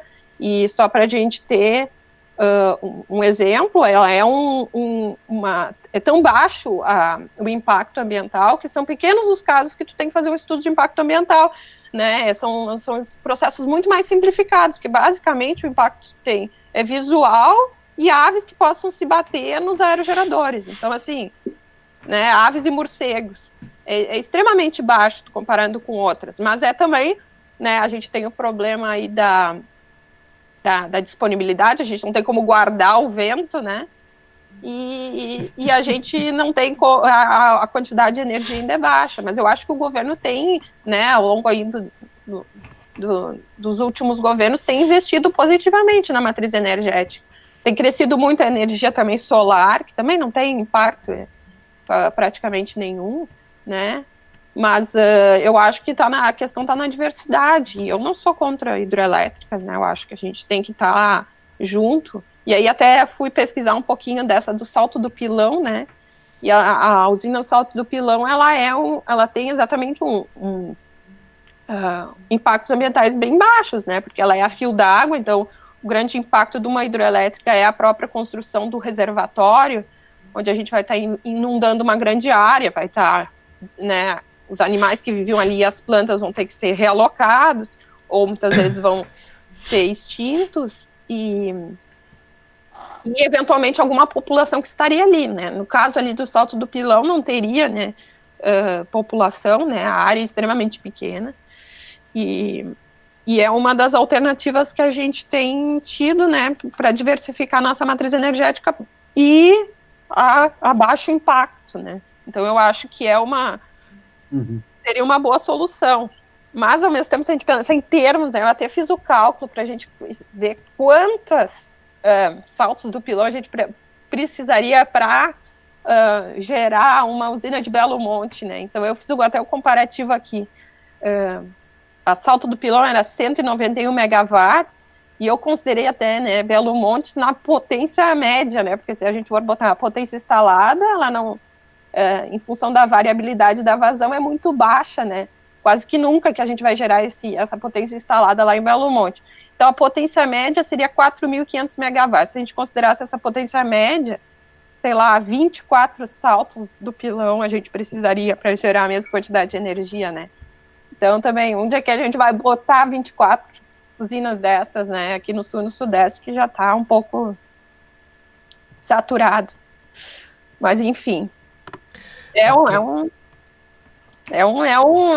um quebra-cabeça, né? Montar isso aí. Obrigado, Esther. Eu vou então passar a palavra ao Paulo e também ao Nelber para finalizar esse bloco, e já vou deixar a minha inquietação aqui. Estaria na hora de a humanidade pensar em parar de crescer? Paulo? Vamos lá, tentar ser breve, mas ao mesmo tempo começar lá do Nelber, que provocou, né? Gerar mais energia para quê? Né? Para onde a gente vai crescer? Aí somado ao ponto da externa, útil para quê? Então, e na visão do Belo Monte aí, para a gente poder ser aplicado em termos práticos, né? Em termos práticos, Belo Monte, se você tivesse uma estruturação tivesse feito todas as manutenções necessárias nas usinas que nós já temos disponíveis, ele superaria 15 mil megawatts, superaria o que a usina de Belo Monte já gera por ano. Esse é o primeiro ponto. Então, a gente poderia, uma resposta conservadora, aí qual que é onde está o erro? Tentar puxar todas as perguntas que foram... Eu acho que eu falei muito rápido, até o zelar passou batido, né? O zelar lá de Gênesis 1:26, etimologicamente, não é dominar. Dominar tá uma tradução incorreta, é zelar. Uhum. Tem todo um contexto aí. Então seria uma resposta conservadora pequenas pessoas, as pessoas, é o indivíduo, útil para quem? Não é para o coletivo, é para o indivíduo. Porque quando é bom para a maioria, então, por exemplo, Belo Monte, então Belo Monte vai ser implementado aqui, tá legal. Vai prejudicar 90%, vai prejudicar 10%, 90% vai ser beneficiado com recursos econômicos. Legal, põe Belo Monte aí, né? Então, não é o caso de ser coletivo. O coletivo vem lá do pensamento platônico, da república dele, que era uma cidade de Apolis, né, de 5.850 habitantes, mais ou menos, que daí você tem o filósofo rei e tudo mais, todo esse pensamento coletivo que se deu, perpassou, Rousseau ali, que a sociedade que corrompe o homem chegou no materialismo, chegou em nós, né? Então, no alemão, ele vai dar uma resposta bem melhor para isso. A gente só chama aqui de meio ambiente. Em alemão é Umwelt, né? Umwelt é o meio ambiente, ele é o circundante, aquilo que está à minha volta. O Mitwelt é aquele que é o meio compartilhado. E o Zebelwelt é o mundo que é ele em si mesmo. Então, o mundo em si mesmo precisa ter os seus próprios direitos, que é os direitos dos animais, então, que é uma visão panteísta. Nós, enquanto cristãos, estamos naquela ponto que o Weber comentou, né? Não é nós contra eles, não é a questão de colocar isso. Scruton mesmo disse, falou assim, não é nosso e deles. A gente tem que deslocar a ideia de corresponsabilidade. E corresponsabilidade no setor ambiental é um princípio muito forte. Todos somos responsáveis subsidiária e solidariamente na cadeia de responsabilidade civil, penal e administrativa. Então, no caso ali do Belo Monte, se lá atrás, é que a gente está lidando com adulto já, sabe aquela criança que cresceu, que não foi educada, passou por uma adolescência super conturbada e virou um adulto, né, que está sempre na cadeia, alguma coisa assim, é mais ou menos isso que a gente está lidando, com adulto perverso, né? Se a gente tivesse adotado, ao invés das energias provocadas, né, suscetíveis aí da Revolução Industrial, da exploração de petróleo, em vez de ter dado ouvidos para mais barata, para mais econômica, seria aquela do Frank Schumann, né, que era a primeira usina solar.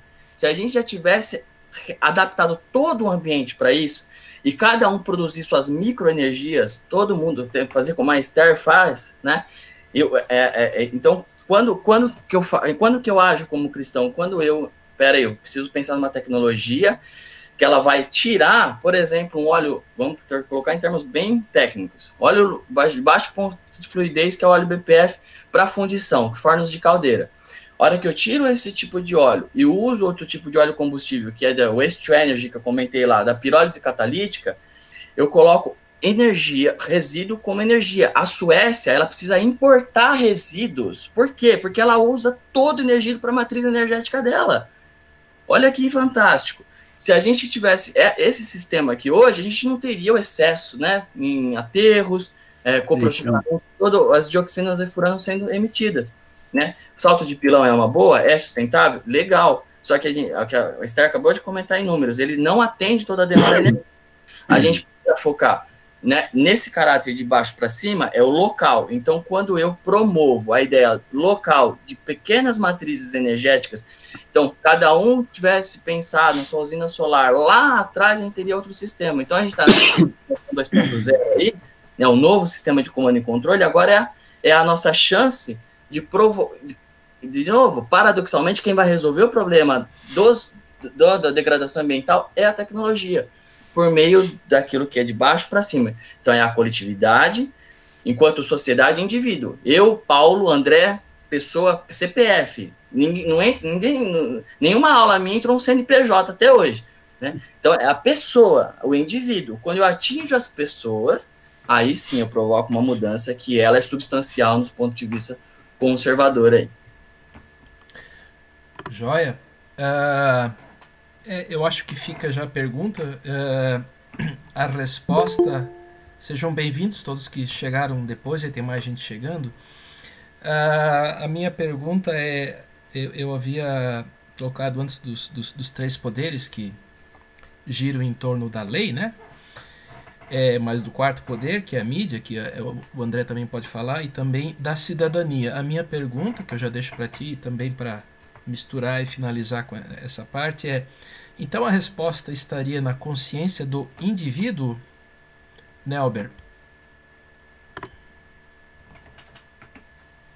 Eu entendo o seguinte, que eu concordo com o que o Paulo colocou, né? Eu entendo que precisa existir uma, vamos dizer assim, uma redenção das práticas humanas, né? E não vai acontecer uma redenção das práticas humanas, né? Das práticas sociais, se não houver uma redenção do indivíduo, né? Tentando falar em termos teológicos, né? Mas, então, assim, eu entendo sim que tem que, mas é claro, a gente não dá para a gente esperar o tempo perfeito, e o tempo perfeito, né, pra nós que cremos, é só o tempo que vai haver a restauração de todas as coisas, né?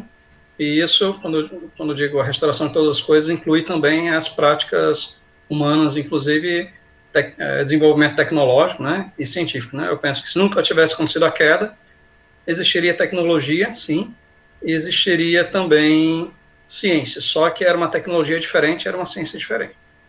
Eu penso isso, me parece que isso é muito claro, né, na Bíblia, né? Mas então, assim, eu penso que tem que haver uma mudança significativa no ser humano, né? Mas, digamos, a gente vai ficar de braços cruzados, esperar então só o final dos tempos, quando todas as coisas vão ser restauradas, né? Claro que não, né? Então a gente tem que procurar trazer a influência para o indivíduo nos nossos dias, né? Enquanto vivemos esse tempo. E isso eu acho que o que a gente está fazendo aqui faz parte disso também, né? Discutir essas temáticas. Já foi falado aqui que nós, como cristãos, somos muito responsáveis também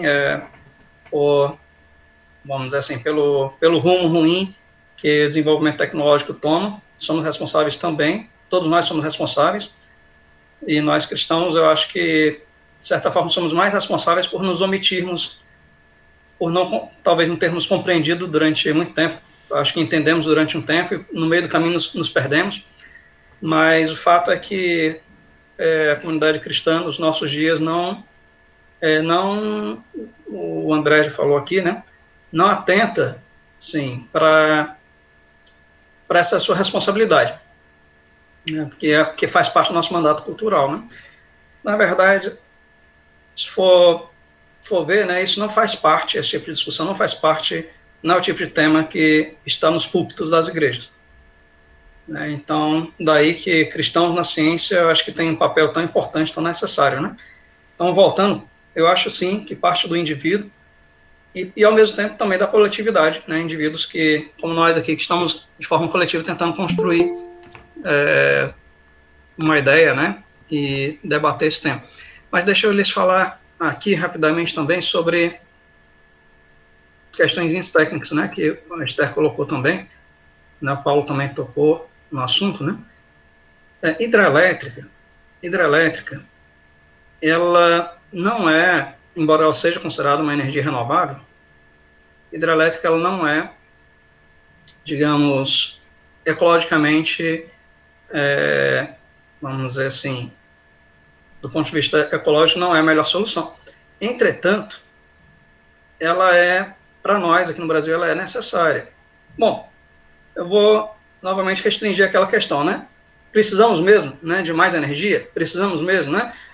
Eu vou falar assim, minha opinião pessoal, eu acho que deveríamos fazer justamente o contrário, consumir menos energia e, se pudéssemos, de forma idealizada, viver só de subsistência era melhor. Eu diria assim, a única prática humana, né, a única, do ponto de vista econômico, né, a única prática econômica humana que não agride o meio ambiente é a subsistência. A única prática humana sustentável é a subsistência.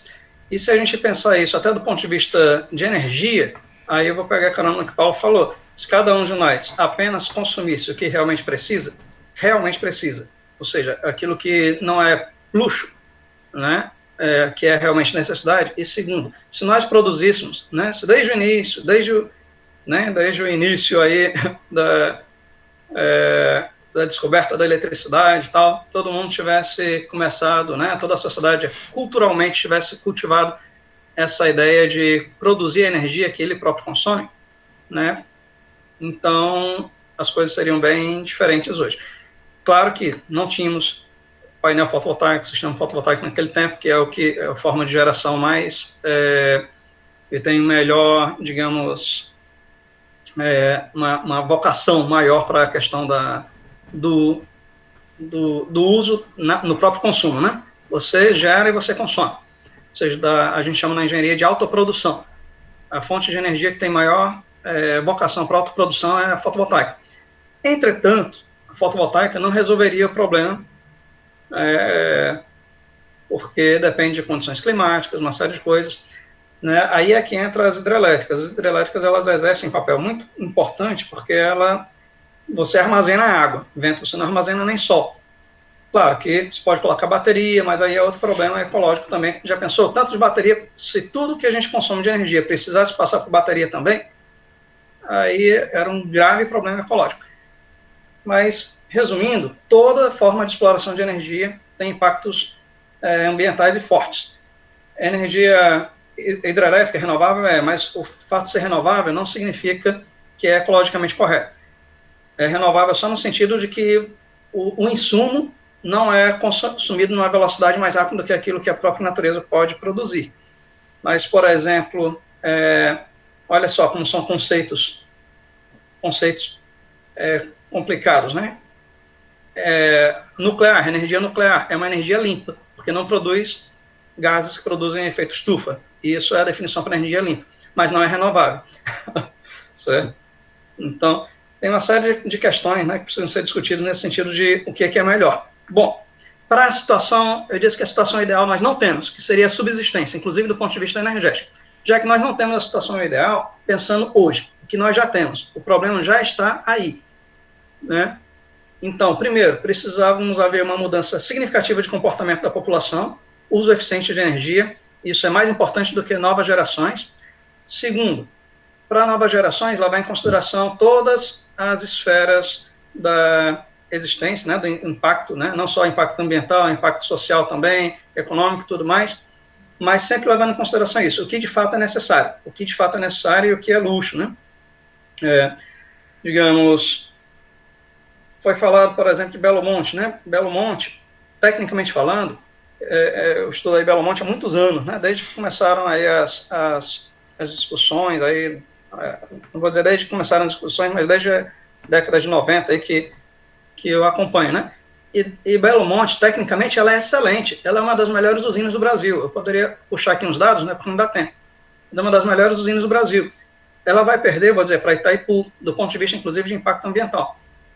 Para Salto do Pilão, né? Salto Pilão, né? Salto Pilão perde também, certo? E para todas as PCHs, as pequenas centrais hidrelétricas, né? As pequenas centrais hidrelétricas, elas têm um impacto, mesmo que se some várias delas, tem um impacto ambiental muito menor do que uma grande usina, né? Ou seja, se você somar várias pequenas centrais hidrelétricas e comparar com a mesma potência que elas geram, com uma só grande hidrelétrica, as pequenas centrais hidrelétricas vão ter um impacto muito menor. E estão mais próximo daquilo que a gente falou da subsistência, estão mais próximo, porque são pequenas gerações para locais, né? Mas então, assim, falando, deixa eu só dar um exemplo aqui. Olha só, para terem ideia, Belo Monte tem uma relação aqui, vou falar só desse dado técnico. Tem muitos outros aqui que poderia entrar na discussão, mas não dá tempo. Só esse dado técnico. Belo Monte precisou de alagar 0,04 km² para cada megawatt. 0,04 km² para cada megawatt. A média do Brasil é 0,5, ou seja, mais de 10 vezes maior. Ou seja, Belo Monte é mais de 10 vezes menor do que a média nacional. Isso em termos de área alagada por megawatt. salto pilão é 10 vezes menor, aliás, perdão, 5 vezes menor, 25 vezes menor,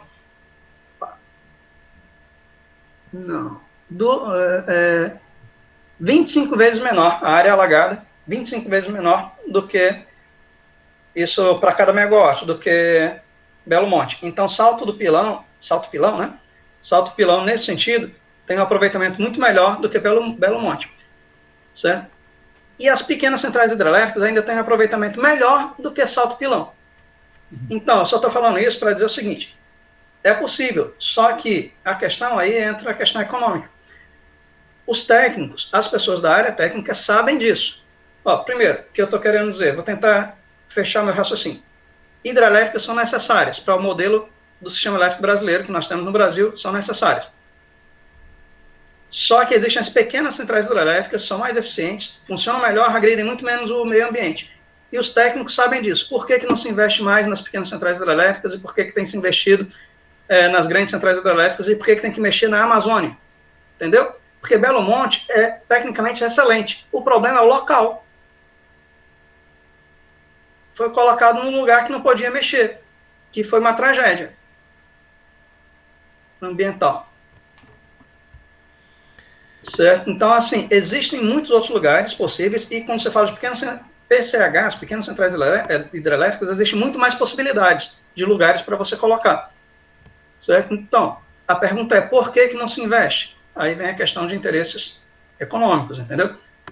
Nelber? As grandes, só para fechar isso, então, as grandes centrais hidrelétricas são grandes consórcios com grandes empresas e tá aí Belo Monte, tá na Lava Jato também.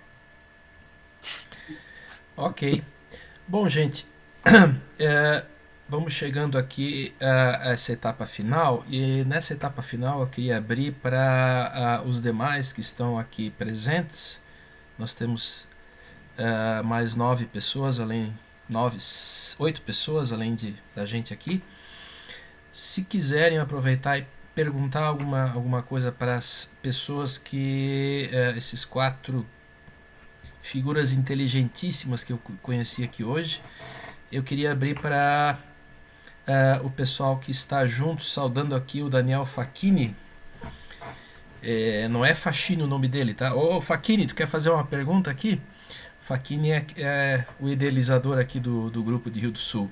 Mas enfim, se alguém do grupo que está como ouvinte gostaria de trazer alguma contribuição ou alguma pergunta, por favor, se manifeste.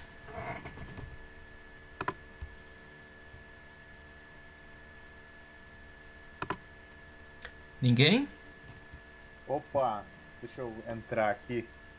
Tá, Diego Bezerra, por favor. Cara, que maravilhoso esse encontro, hein? Sensacional a contribuição de todos vocês. E na verdade, eu acho que eu gostaria de colocar uma questão aqui. Eu coloquei ali no chat. E eu acho que a pergunta principal é: qual o problema do cristão de falar desse assunto? Por que não conversa sobre esse assunto? Né? Qual que é o problema? É um medo? Será que é um medo? É um medo de falar sobre algo a respeito da exploração da natureza e acabar sendo enquadrado como um possível panteísta? É um medo porque, na verdade, nunca prestou atenção nesse assunto e está com medo de ser confrontado com algumas verdades?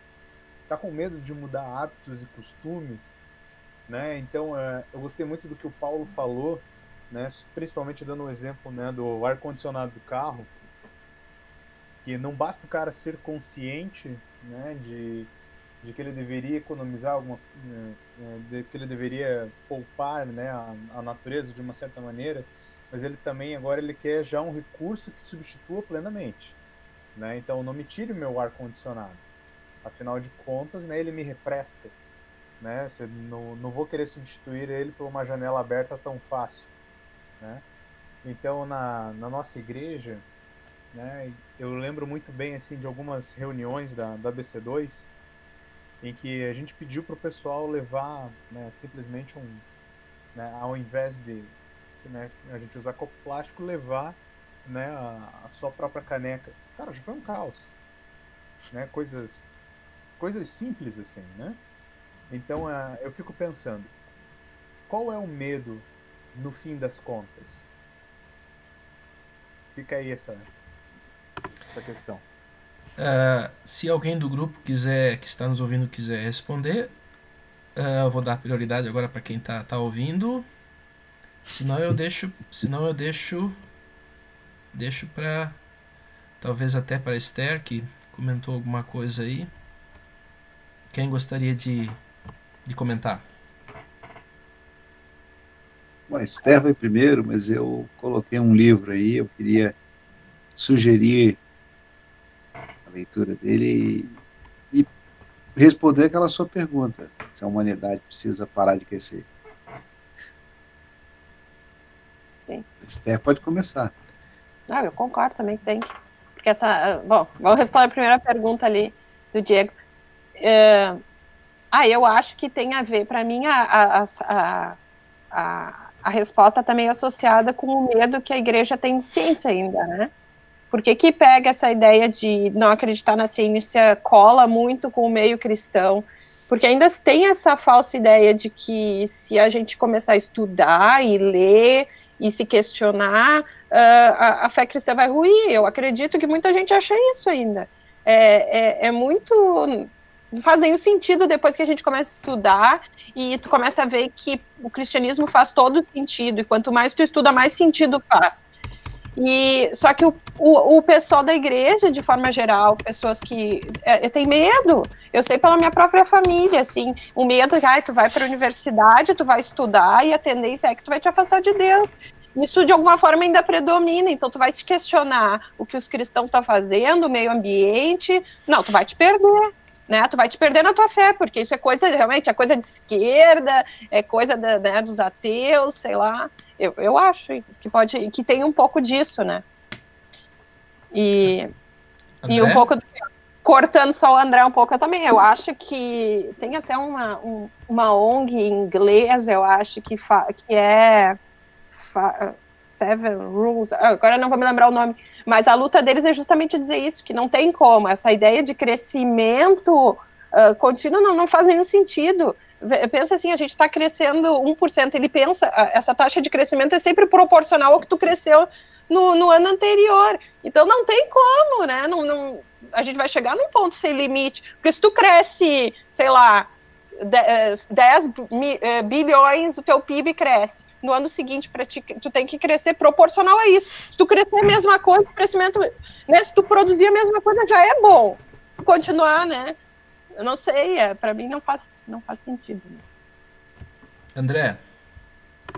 Então, eu coloquei aí um livro, Poluição e Morte do Homem, porque a gente está falando de questões morais, mas essas questões também são espirituais.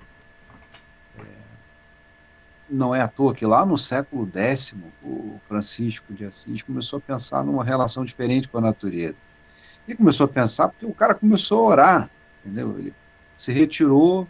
É impossível que você vá para um retiro espiritual e fique lá, como às vezes a igreja faz, 3 dias, 4 dias lá diante da natureza, orando, pensando. É impossível que você saia do mesmo jeito e que você não se incomode com aquilo que é feito na criação. Então, tem uma questão aí que é uma morte espiritual, que é uma questão de como a gente se relaciona com o Criador e com as criaturas. E a gente começa a refletir e orar sobre isso. Agora, quando a gente fala da questão do tamanho, nós temos uma tentação que é dada pelo mundo. E aí é dada tanto pelo mundo como pela carne, como pelo diabo. A gente vai querer, primeiro, uma coisa megalomaníaca. E esse negócio de, por exemplo, pensar a própria igreja como uma igreja que precisa ser mega, ela começa a ter impactos sociais, ambientais e políticos que são inevitáveis. Por que a gente não tem que pensar num número cada vez maior de pequenas comunidades em vez de pensar numa mega? Que é uma coisa que a gente está repensando nos nossos dias. As pequenas comunidades, inclusive, elas sustentaram-se melhor e sobreviveram melhor do que as mega igrejas. que entraram em parafuso nessa época de pandemia. Só para a gente pensar em termos práticos, né? Então, assim, por que em vez de fundar uma nova congregação, o cara não resolve aumentar o tamanho do templo? Pensa aqui. E aqui tem uma questão importante. O chamado do Senhor é para que a gente se espalhe. Desde lá a Torre de Babel, de Gênesis 11, a tentação do ser humano é de querer ficar maior, de juntar mais gente, e a gente vai construindo megalópolis que são insustentáveis. Eu não tenho como dizer isso de outra forma. Uma cidade com 15 milhões de habitantes não é sustentável. Não tem como a gente pensar. E olha que o pessoal já está falando agora em conurbação de megalópolis. Né? Assim, como é que a gente vai gerir um negócio desse? Em termos de impactos ambientais, de sustentação, a gente precisa enfrentar isso e precisa entender assim, que o chamado do Senhor é que a gente se espalhasse, enchesse a terra. Se você olhar o mapa do Brasil, os lugares que têm uma relação melhor com a natureza e que tem mais sustentabilidade, tem mais cidades pequenas e médias.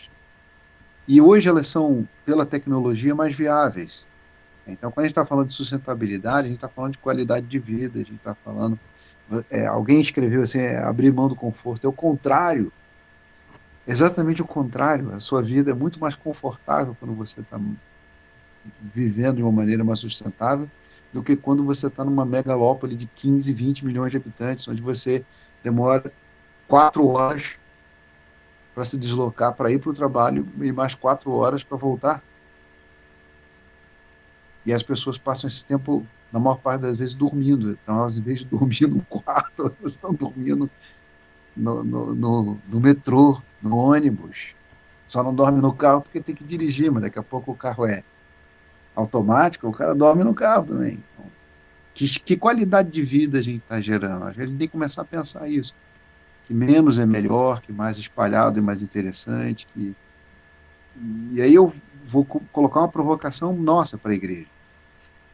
Por que a gente prefere fazer um templo maior em vez de abrir uma outra congregação? Então, é importante a gente fazer essas perguntas, é importante a gente começar a perguntar sobre que qualidade de vida a gente precisa ter e como a gente vai viver no mundo conforme o projeto que Deus nos colocou.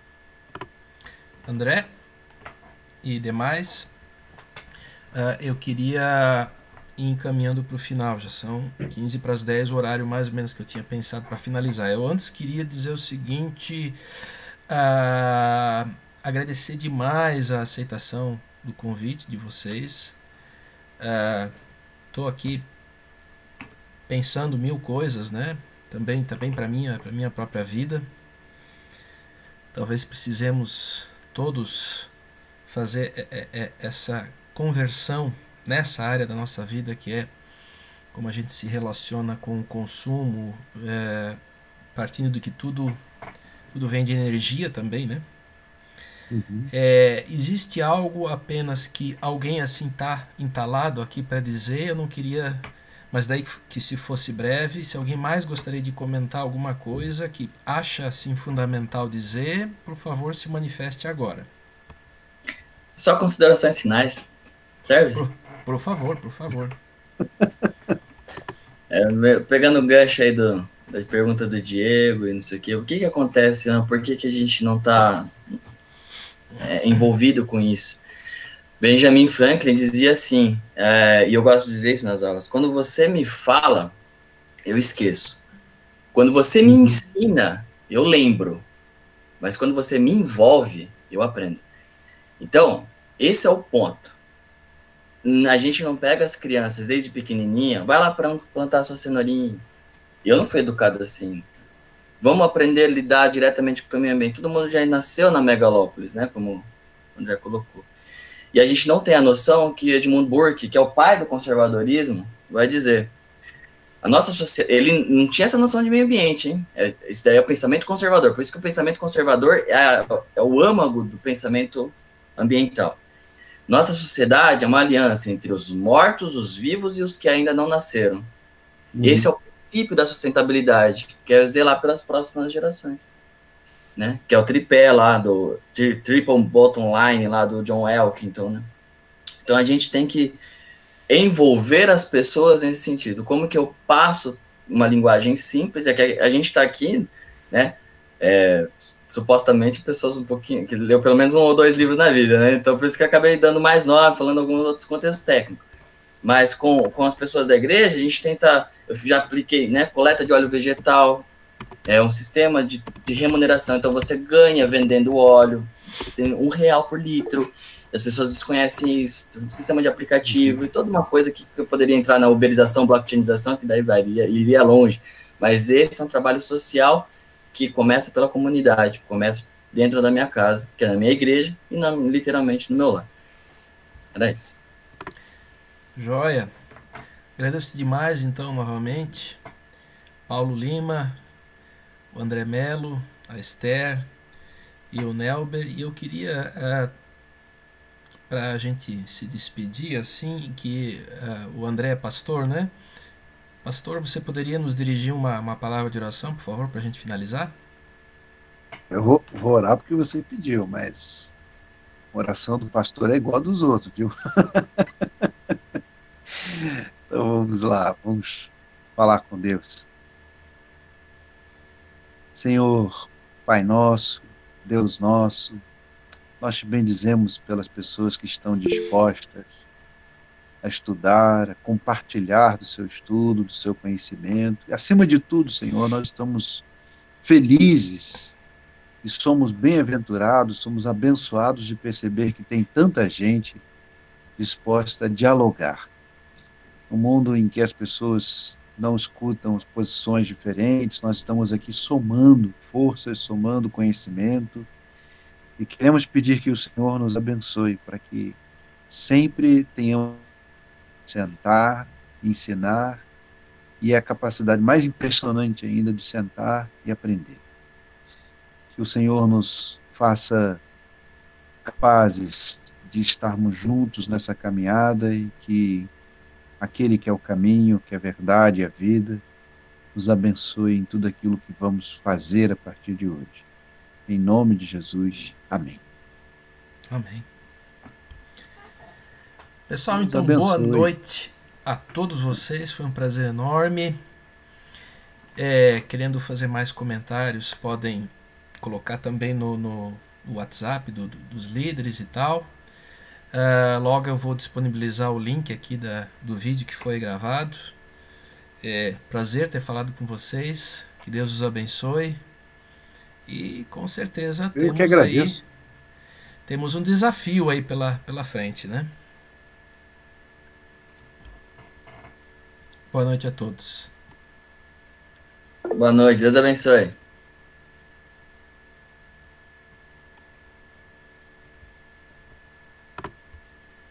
Tchau. Tchau.